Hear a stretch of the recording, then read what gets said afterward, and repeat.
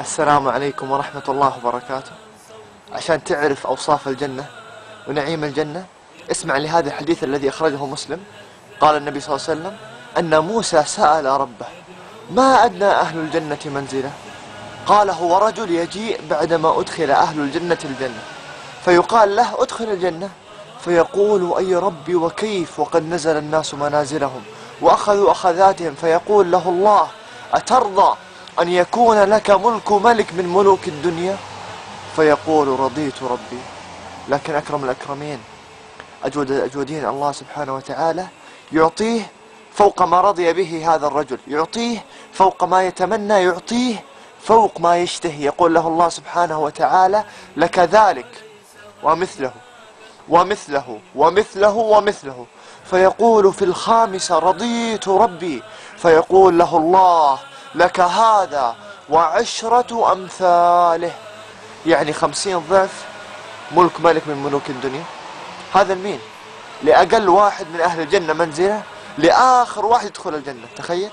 لا، وفوق هذا يقول الله سبحانه وتعالى: لك هذا وعشرة أمثاله ولك ما اشتهت نفسك ولذت عينك. يا الله، لو هذا أقل واحد، أجل كيف أعلى واحد؟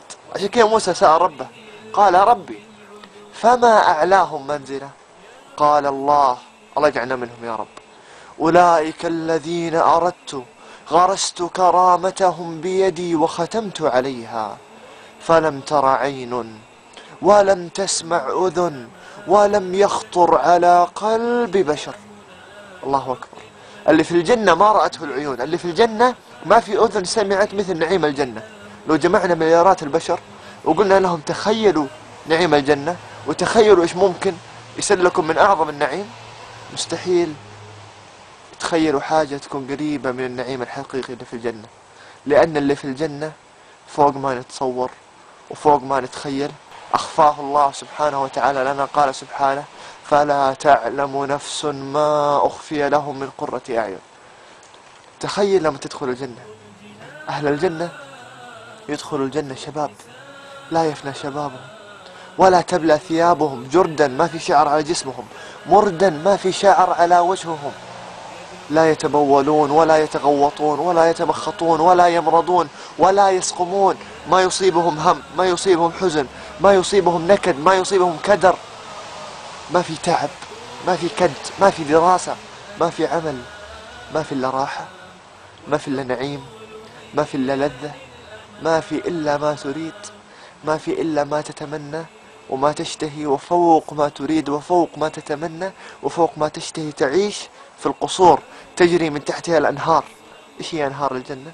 أنهار من ماء غير آسن، وأنهار من لبن لم يتغير طعمه، وأنهار من خمر. الخمر اللي احنا محرومين منه، الخمر اللي حرام علينا اللي عمرنا ما شربناه، ايوه، لكن غير الخمر هذا اللي يذهب العقل. خمر الجنة ما يذهب العقل، خمر الجنة أفضل بكثير.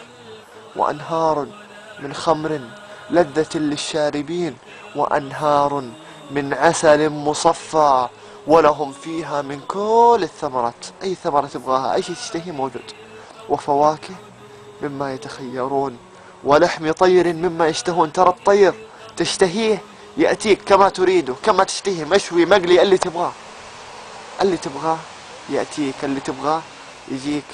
ولهم فيها من كل الثمرات ومغفرة من ربهم. مغفرة الله ورضوان الله. الله سبحانه وتعالى راضي عنك، الله سبحانه وتعالى غافر لك ذنوبك. ولهم فيها أزواج مطهرة. أنت يا شاب، أنت يا رجل، يزوجك الله سبحانه وتعالى من الحور العين. وصفهن الله سبحانه وتعالى بأنهن خيرات حسان، لو بصقت لو تفلت على البحر لجعلته عذبا. وأنت يزوجك الله سبحانه وتعالى برجل بجمال يوسف عليه السلام. يوسف اللي الحريم لما شافوه قطعنا أيديهن وما حسوا ولا عرفوا أنهم يقطعوا يدهم من جمال يوسف. هذه الجنة يا إخوان، اللي تفوته حرام عليه، اللي يخسرها هو الخسران، واللي يدخلها هو الفائز. فمن زحزح عن النار وأدخل الجنة فقد فاز. تبغى تكون من الفائزين؟ تبغى تكون من الناس اللي يكسبوا بدخولهم الجنة؟ امشي في الطريق الصح، امشي في الطريق المستقيم. يقول النبي صلى الله عليه وسلم: كل أمتي يدخلون الجنة إلا من أبى. يعني كلنا إن شاء الله ندخل الجنة إلا بس اللي ما يبغى يدخل الجنة، إلا من أبى. فالصحابة يسألوا: ومن يأبى يا رسول الله؟ قال: من أطاعني دخل الجنة ومن عصاني فقد أبى. فالسؤال اللي يطرح نفسه أنت وأنا، هل إحنا نطيع الله سبحانه وتعالى والنبي صلى الله عليه وسلم عشان ندخل الجنة، ولا إحنا قاعدين نعصي الله سبحانه وتعالى والنبي صلى الله عليه وسلم فنحن نأبى دخول الجنة؟ لازم نحاسب نفسنا. تبغى تدخل الجنة، إيش رصيدك من الأعمال الصالحة؟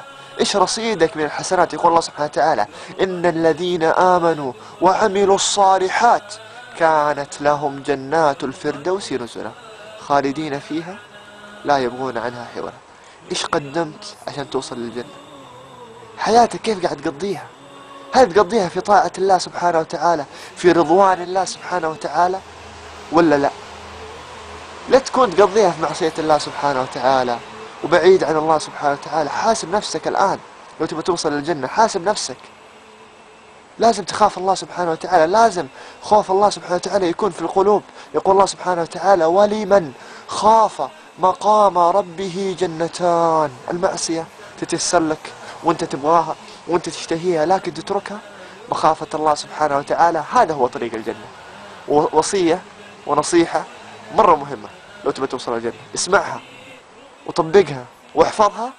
5 صلوات، 5 صلوات عشان توصل لجنة عرضها السماوات والأرض. يقول الله سبحانه وتعالى: والذين هم على صلواتهم يحافظون أولئك هم الوارثون الذين يرثون الفردوس هم فيها خالدون.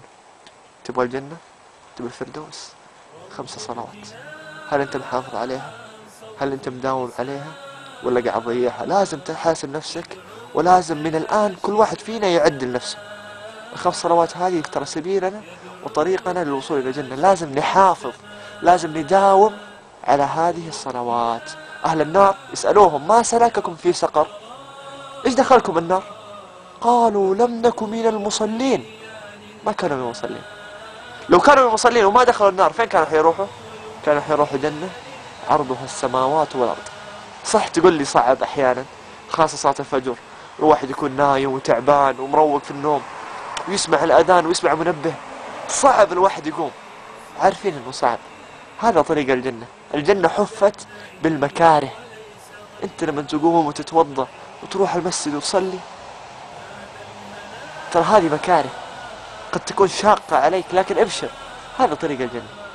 تبى توصل الجنة، هذا طريق الجنة. لأنه في الجنة حتنسى التعب وحتنسى الهم وحتنسى كل بؤس عدى عليك، وحتتمنى تقول: يا رب لو كنت كل حياتي أصلي، يا ليت لو قضيت كل أوقاتي في طاعة الله سبحانه وتعالى، لأن النعيم هناك أفضل من كل شيء.